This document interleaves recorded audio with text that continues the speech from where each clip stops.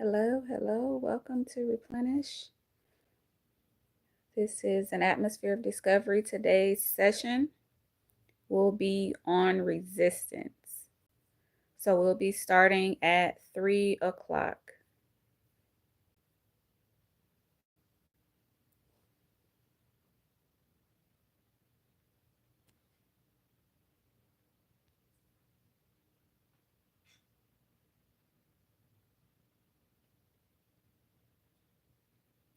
Welcome, welcome, welcome.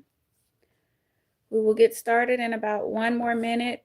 We're waiting on others to join us from Zoom, and then we will start our session for today.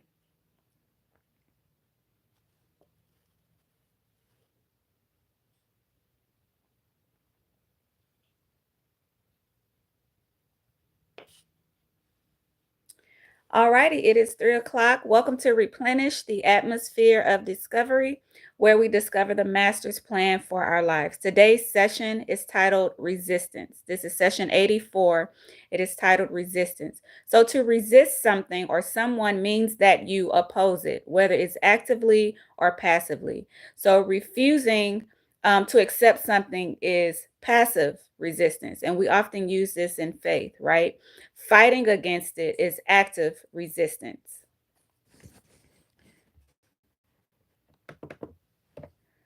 Okay, so resistance can also be when you are preventing stuff from happening. In a negative sense, this would be procrastination and self sabotage, right? In a positive sense, it would be like maintaining self control, emotional maturity, or financial security. Okay, resistance is the ability to stand regardless of another force coming against you, right? Which involves your ability to control your response and the way that certain events affect you. That other force can be in the form of people, their opinions, right? Their direction or instructions for you. The other forces could also be society, family traditions, temptations, passions, so on and so forth. So resistance is also the ability to stand regardless of another force coming against you. So we have to learn to resist the right thing. Okay. When you resist the temptation to sabotage, to fail, to procrastinate, these feelings that cause you to fail will flee. So you have to start resisting that temptation. Okay. If you don't want something, if you don't like what's happening, you must resist it and stop agreeing to it. And we don't always need verbal consent in order to agree, right? Our behaviors and our feelings can be that agreement. Lack of resistance can cause harmful things to enter and influence our spirit and even our physical body. Pressure, stress, and lack of mental strength can cause you to have low resistance, right? You don't have the ability to fight. So, I have a comment here. It says, "Is this psychology class?" No, it's not a class. It is a support system for those that may be struggling emotionally, spiritually, or mentally. So this is that support in between those phases, right? So, it takes mental strength to maintain the ability to resist even the smallest temptation, right? And your mental energy levels determine the difficulty and whether you can remain strong enough to resist those temptations. Okay. So sometimes we end up resisting what we should be accepting, right? And there's power in that as well. Resisting what you should be accepting has the power to keep you stuck. Okay. It has the power to block your forward movement. It has the power to distract you or to derail you from your purpose. Okay, so resistance does hold power no matter which way you are resisting. Your enemies, your visible or invisible enemies, right, will take a real feeling or a valid emotion and manipulate you into speaking or doing something that God forbids, right? They will use your hurt to cause depression and despair, which could open the door to agreements with death and suicide, right? And self-harm. Your feelings and your emotions must submit to something as well. Okay? And hopefully, if you know God, they are submitted to him. You must resist the enemy in your emotions as well, so that there isn't even a crack for them to crawl through into your feelings, right? You got to close all doors, all access. Your soul needs to remain in a state of victory. So even when your body or your mind may be weak, even when your spirit is broken, right? Your soul needs to remain a conqueror. It needs to remain an overcomer, a warrior, okay? Because your soul is the seat of your desires, your will, and your emotion. So if any of these are affected in a negative way, it will determine how you think. It determines how you feel. It determines how you behave. It determines what you believe about yourself, right? It determines what you believe about your future. And it also shapes your mindset. That's why the position and the state of your soul is so very important. So when you think about the circumstances that you feel are in opposition to the direction that you want to go in life, are you responding the same way to these circumstances every single time? Are you resistant to changing the way that you think about it? And oftentimes the same thing happens and keeps happening because you keep responding the same way, right? You refuse to respond differently. And this can be in your thinking or in your behavior. So even if your thoughts, you keep thinking the same way, you are thinking in resistance to what you say that you are wanting to change, right? And so we can convince ourselves that once we found a certain mindset that will benefit us, right? So you hear this class, you hear this session, you hear something on YouTube, you have a conversation with someone, and you find that, oh, okay, this is the way I should be thinking, right? We convince ourselves that once we find that mindset that we need, that we have adopted it, when truly are resisting what it takes to maintain it, right? And whatever you don't maintain will return back to its original state. So we can make the choice in our mind, in our thoughts, right? That this is the mindset I'm going to adopt. This is the mindset that I'm going to have, but not actually do the doing, do the part that causes you to maintain that mindset. That means when those old thoughts start coming up, you start resisting them, right? Well, if you're not resisting them, you will slowly go back to that old mindset anyway. Okay. So if you have issues with pride, if you have issues with rebellion, with ego, with stubbornness, then you most likely are resisting the wrong things and the wrong people. Okay. You are resisting the wrong things and the wrong people. You have to stop just saying you're stubborn and find the root of the stubbornness, right? Is it rejection? Is it abandonment? Is it fear? What is the root of the stubbornness? Is it bitterness, right? These unprocessed feelings and emotions will cause you to resist what would benefit you, right? In your resistance of beneficial assistance, you are unknowingly submitting to those negative emotions, right? Which means that those negative emotions are the ones directing and controlling your life, right? They also intertwine and wrap themselves up in your identity, which means that now you feel that these emotions are a part of your personality, and it fortifies itself to a point that is protected by you. Why? Because if you separate from it, you begin to feel that you are losing who you are, or that someone is trying to change who you are.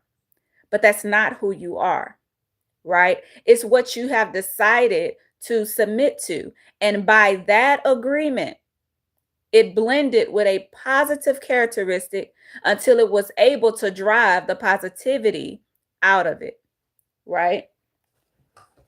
You have to pay attention to those unprocessed feelings and emotions, because this is what happens. They intertwine themselves with your personality, and then you fortify it and make it stronger by saying this is who I am, when it's not really who you are. those negative feelings, those negative emotions have intertwined and wrapped themselves and those positive characteristics that were meant to grow you and propel you and move you forward, and it drains all of the positivity out of it, right? Because you never want to find the root of anything, right? That's what makes you unaware that all of your positive original traits have been defiled because of the events occurring in your life were not properly assessed and processed. Okay. So, this is how the way you respond to certain things, this is how that affects you 10 years down the line, 20 years down the line, right? Because it wraps itself in your identity. And now you don't want to let it go because, oh, this stubbornness, that's how I am. Right? This is the way I am. When that stubbornness was not meant to cause you to be stubborn or resist beneficial help, right? And you're resisting all of the beneficial help and holding on to the people and the things and the mindsets that's causing you to fail. Okay? Resistance leads to rebellion. Resistance leads to rebellion. Your resistance can start as something peaceful, like it's just a refusal of something. But over time, it can turn into rebellion, which is active disobedience and an unwillingness to be persuaded to do the right thing, right? Which is when you don't want to be submitted to anything or anybody, that often leads you to the grave or prison, right? When you have people that refuse to submit to authority, they don't want to listen to anybody, there's only two places you're going to end up, right? If you are resisting something or someone that isn't good for you without submission to another thing that holds more power, let me repeat that. If you are resisting something or someone that isn't good for you, right? So that's doing the right thing. You're resisting something that's not good for you, but you're not submitted to another thing that holds more power. And by holds more power, I mean that it holds foundational power, right? Something that you can stand on, that you will stand on. If you don't submit to something with more power, you will eventually give in to that thing that you were originally resisting. Okay. And this is true in toxic relationships, right? Friendships, career, faith, fear, all sorts of emotions, right? If you don't submit to something that has more power than the thing you are resisting, you will end up giving in. Okay. So if you are trying to resist believing in the wrong thing, but you don't have a right thing that holds more power, you will end up believing the wrong thing. Does that make sense? Okay. If you are resisting a toxic relationship, but you don't have a beneficial relationship that you can stand on, right? You will fall for that same type of relationship, whether it's the same person or a different person with the same toxic characteristics, right? And what happens in these cases is that we resist the healthy relationships because they hold us accountable and they tell us the truth, right? But these are the ones that should hold more power, right? But you give its power over to the toxicity because that's what you keep choosing in your mind, right? That's what you keep choosing in your feelings. You're choosing the toxic feelings over the feelings that are beneficial. And even in your behavior, you're choosing the toxic behaviors over the behaviors that you should have. Okay? If you can get it out of your mind, you'll be able to get it out of your feelings, right? Which will cause you to stop being attracted to toxic behavior. Does that make sense to you all? We are resisting the wrong thing and accepting the wrong thing. And you just need to switch them, right? You need to start resisting the things that are harmful to you and accepting the things that are not harmful, okay? Avoiding something is not resisting it. Resisting means you are opposing it. Okay. So if you're avoiding it, you're not doing either one. And actually, if you are avoiding it, that is an agreement, right? Pretending it doesn't exist is not resisting it. Okay. Lying to yourself and calling it something else isn't resisting it, right? Resistance calls for you to stand against it, right? Whether you're standing against it actively or passively.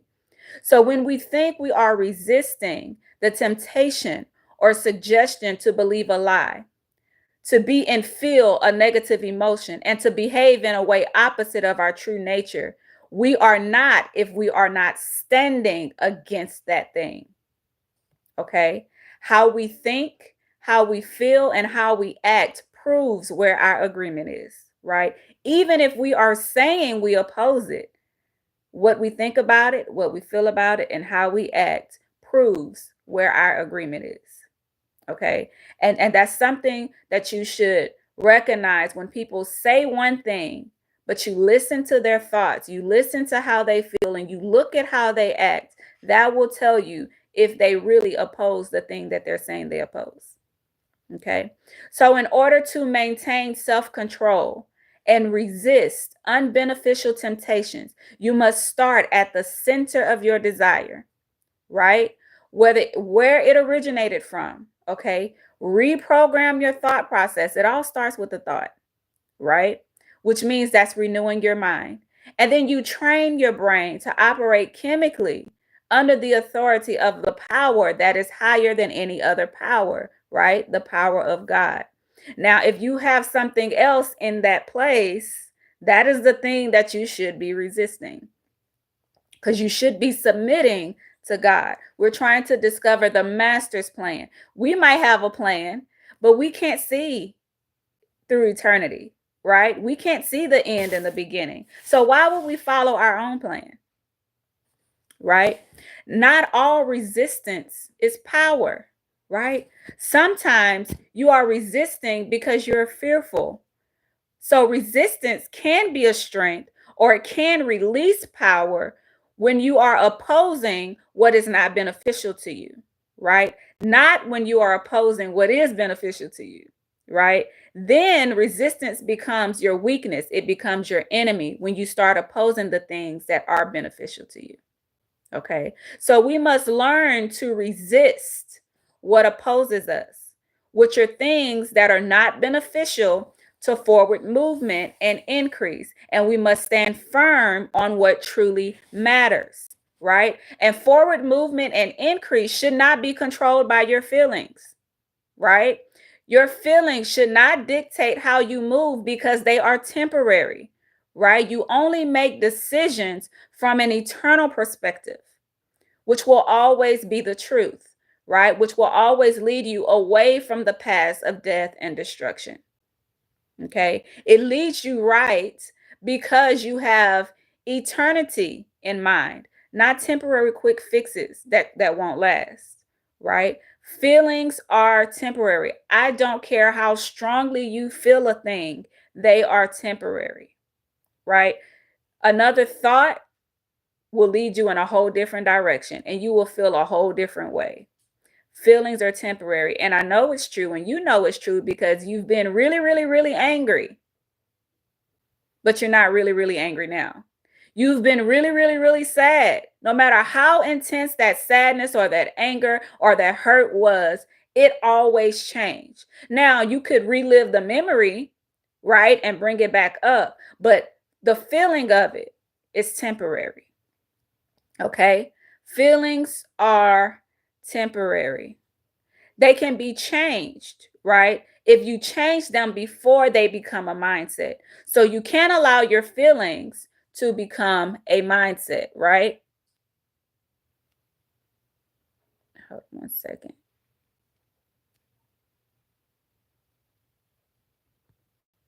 You can't allow your feelings to become a mindset. When it becomes a mindset, it begins to affect not only you, but your generations after you, right?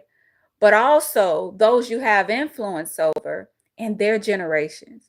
So be careful about that. Some of the mindsets that we have now is because of a feeling that our forefathers had, right? That became a mindset and it began to go right on down the generation, right on down the bloodline. And we are doing things that our forefathers did based off of a feeling that should have just been temporary.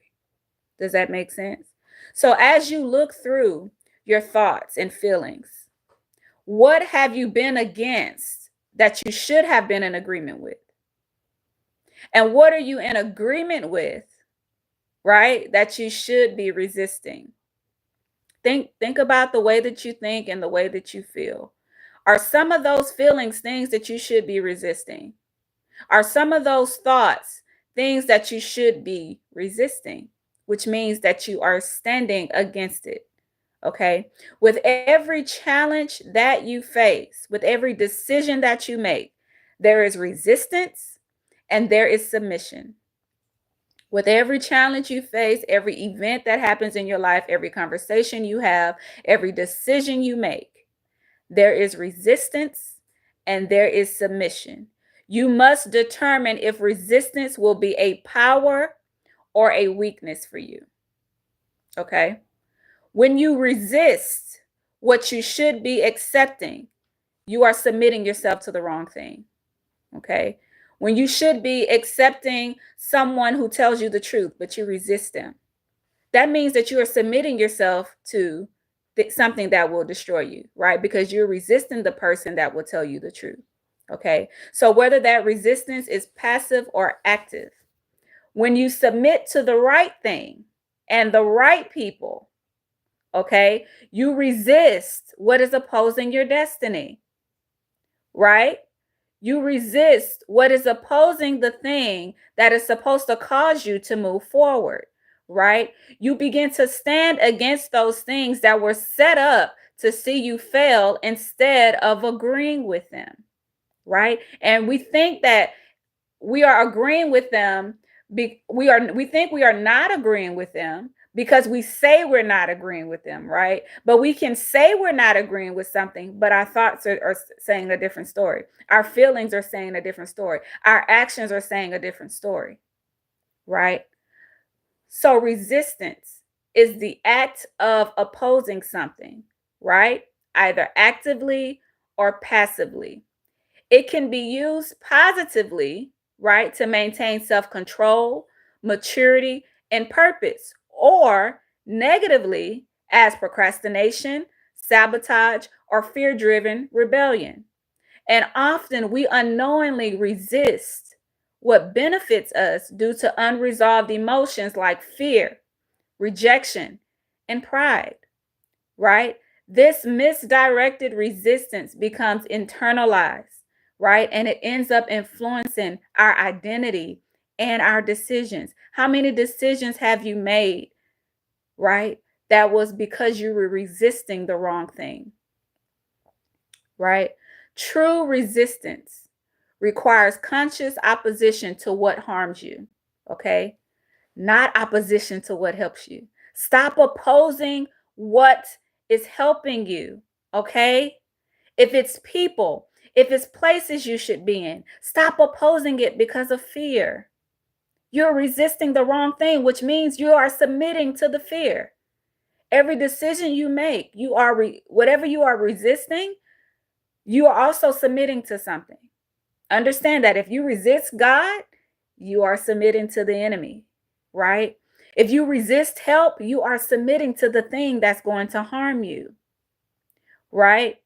True resistance requires for you to oppose the thing that is harming you. Stop opposing the thing that is helping you.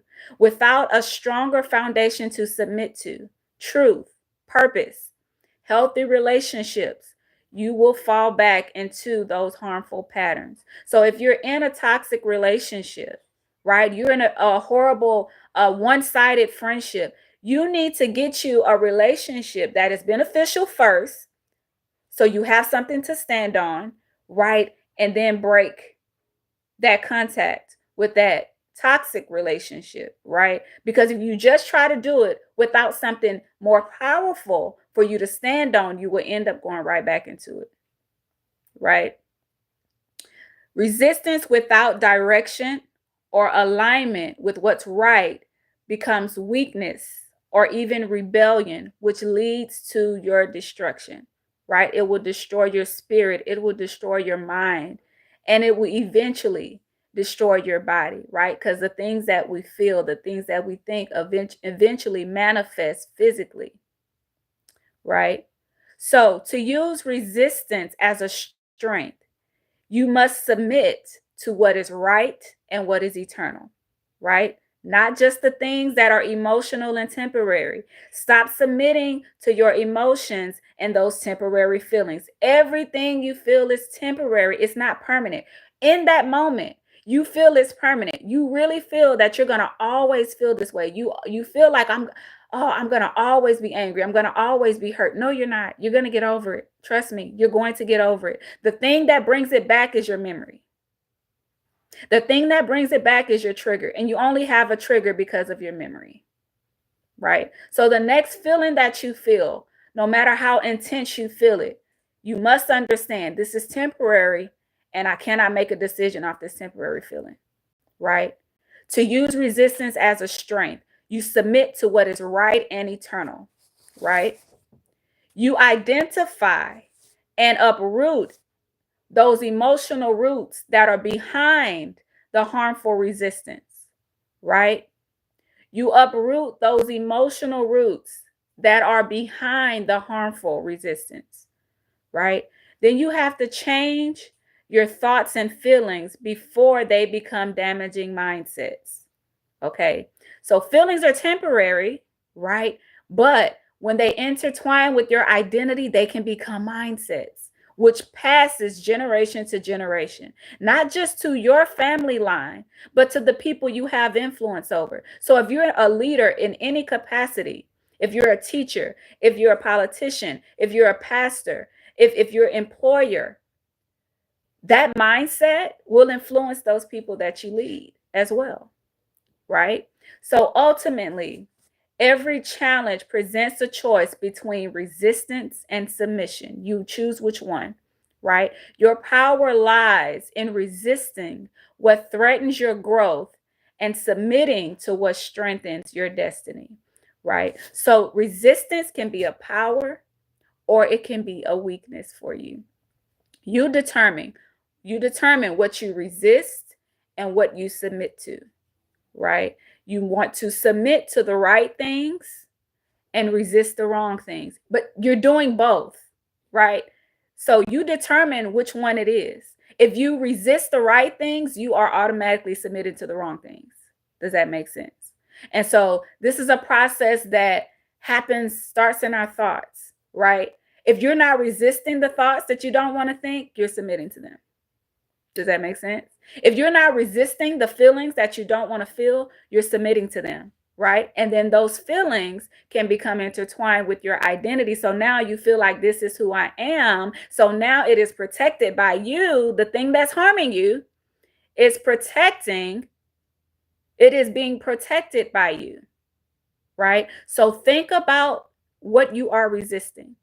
Think about the people that have come into your life that you have resisted, right? Should you have? Should it have been something that you were accepting of? And how many things have you accepted? And when I say things, I mean thoughts, feelings. If you think about every decision you had to make, what did you accept and what did you resist? Right? I know we like to make decisions without thinking, but that's not helpful. That's not good. Right? Because we're making decisions based off of um we're making decisions based off of temporary things. We're making decisions based off of temporary feelings, right? So think about that. Is your resistance, or will your resistance be a weakness, or will it be a strength for you? Okay. Think about the things that you are resisting. And so that concludes our session for today. I'm going to close out of the live and go back to the Zoom.